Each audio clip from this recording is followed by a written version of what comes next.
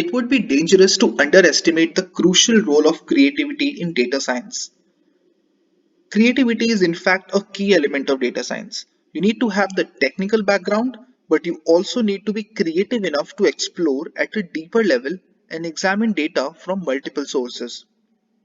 A creative data scientist simply do not collect and report on data, but also look at it from many angles, determine what it means, and then recommend ways to apply the findings.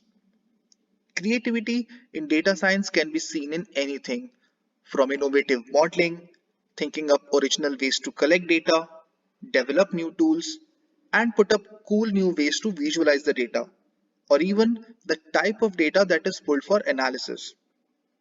What's interesting in data is that everyone will do things differently depending on how they think about the problem.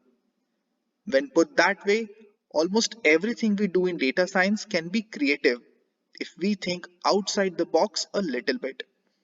In fact, it is also one of the most common questions in data science interviews. What is the most creative thing you have done in your career? A marriage between data science and creativity isn't so unusual after all.